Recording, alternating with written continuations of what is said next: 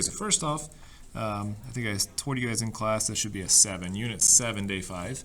We're going to talk about simple and compound interest. This whole idea of E, if you're watching this video and school has been canceled for Thursday, then we'll talk about that when we come back. If we have school on Thursday, we'll talk about E in class. So I'm going to kind of save E for later if it's an e-learning day. But today is all about money,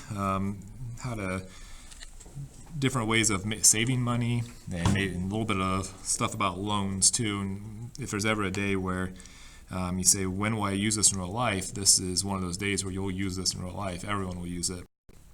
I can't imagine anybody will not save any money and not need any loans at some point in their life. You'll have to do one of those, if not both of those, at some point in your life. So first off, we'll say you have $1,000 to invest. You have 4 options, and you plan to leave this money for 35 years. The first option is simple interest, which I'm not going to test or quiz you over this. I think it's good to know. You hear simple interest and just kind of want to know what it is. One thing, most of the time it's principal times interest times the number of periods of interest that they want to do. That'll help you find the interest, and you add to the original amount. So if I want to find the interest, it'd be 1,000 times the 0.08, the interest rate, times 35. And this gives me $2,800, and that's how much interest they'll pay you. So the original 1,000, and you'll make $3,800 on that government bond. Okay, so you put 1,000 in, you retire with $3,800. Not too bad of a deal, but it's not the best deal. So if we want to compound this annually, what that means is we're going to make interest on the interest. Simple interest, you don't make interest on the interest that you make. So if you put into stocks, that makes 8% a year, and that's pretty optimistic. But you put your $1,000 in, that's your initial value. Your growth rate would be 1.08, and then you're going to do that for 35 years. Okay, so you got 1,000, and again, if you're, put this out here for you to see, 1,000 times 1.08 to the 35th, and I get $14,785.34. So that's quite a bit better than 3,800. That was compounded annually. What if we have something else called a money market account? Same interest rate, but this is compounded quarterly, which means 4 times a year, every 3 months. So we would expect it to be more. Now we want to know, is it going to be a lot more, or is it just going to be a little bit more? And either way, it's worth something. But so I still got my $1,000 I start with. My multiplier is 1.08. But I do this a little differently. I'm sorry, I just got ahead of myself.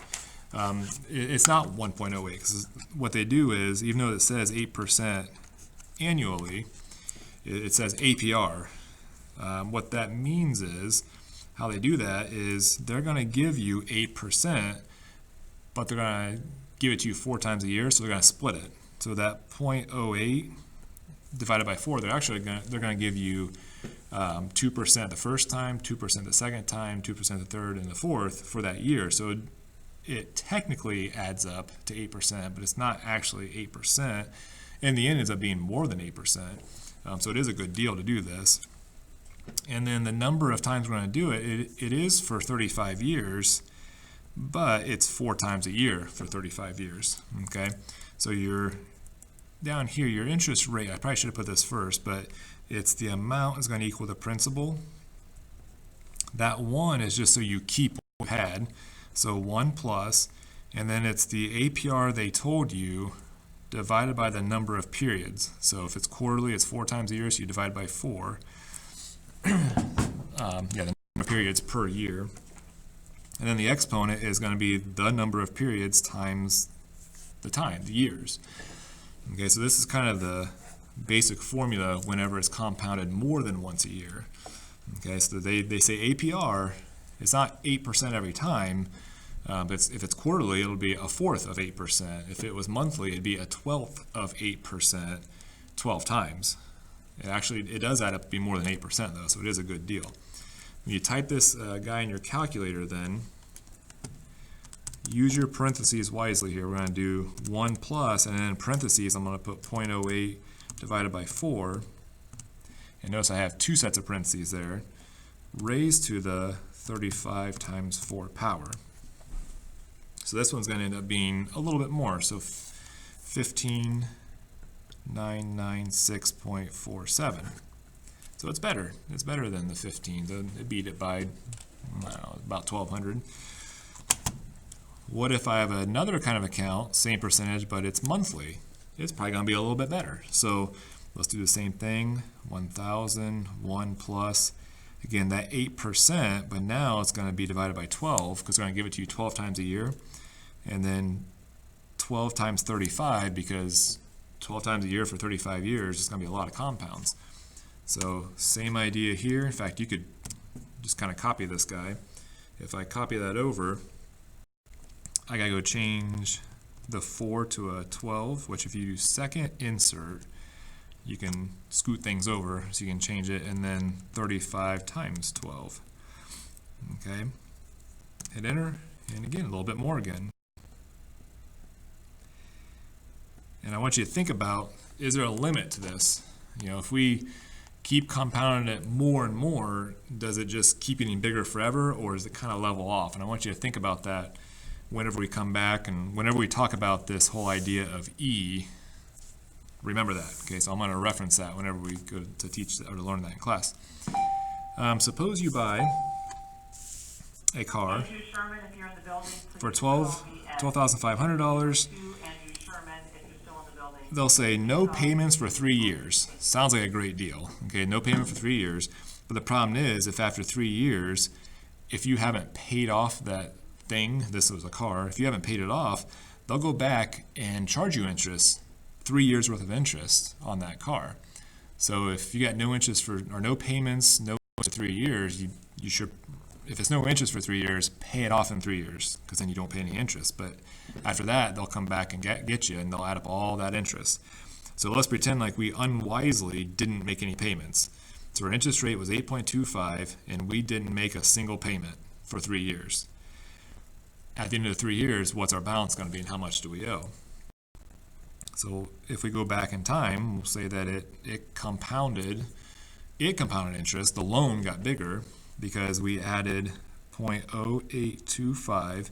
This was monthly, so I'm going to divide it by 12, and then for 3 years, 12 times a year. Okay, so type that in the calculator. I'm kind of speeding things up here. So 15,996.69. So that $12,500 car, suddenly you owe almost $16,000, and now the interest you have to start paying it back. And so if you would have paid it off the month before, you would have paid this much total. Since you didn't, now you owe this much. Okay, so if you see those deals, they're not normally deals unless you read the fine print and do it the right way. Let's say you have $10,000 to invest. Suppose you invest it for 18 years. How much will the following options give you? So 10% of simple interest. This would end up being, so we got 10,000 times 0.1 times 18, which would be 18,000, plus the 10,000 you started with. So that's 28,000. That's not too bad. It's a pretty good deal. Over here, I've got the APR. That's where they're going to do it semi-annually. So they're going to give you half of that percent twice a year. So my original amount is $10,000. Whoops. 1 plus 0.075. Again, twice a year, so I divide by 2. And 2 times a year for 18 years. Put that in your calculator, you get 37633.26. Okay. This guy here, 7% compounded weekly. Now, that's a lower percent rate, but it's compounded more often. So what's more important? Is this having a higher percent going to make it higher, or does this being compounded more frequently, is that going to make it higher? So let's find out. Let's find out what's more important here, the frequency or the percentage.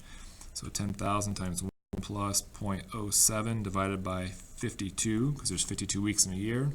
I know that kind of, some years might have 51 or 53, whatever, it varies, but we'll just pretend it's 52. And then it'd be 52 times a year for 18 years. Type that all in the calculator, you get 35,224.36. So the percent is more important than the frequency, and it's kind of always that way. The percent's going to give you, it's going to have a bigger effect than the frequency will. Okay, backside.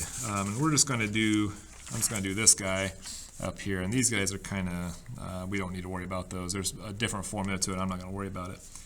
But you and your sibling get some money from a relative that deceased or something. But for some reason, you got $3,000, so you receive $3,000, he received $4,000, your sibling, he or she. Your sibling decides to buy government bonds for 20 years at 8% simple interest. You decide you're going to put it into an account that pays 6.75%. Okay, it's better that simple. And so far, we found simple interest. This isn't that great. It's like the worst one you could possibly have. So we'll say the interest. So your sibling's $4,000 times 0.08 times 20 years, and that's going to equal 6,400 plus the 4,000 they started with, so 10,400. Oops, too many zeros there. So 10,400. Are you going to beat them? Can you get more than 10,400? Well, you got your $3,000. You're going to put it in this account that gets 0.0675.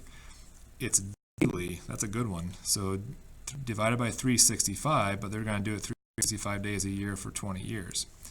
So put that into the calculator, you get 11,570.83. So you win. You know, you started with 3/4 of your sibling. You end up investing that money more correctly.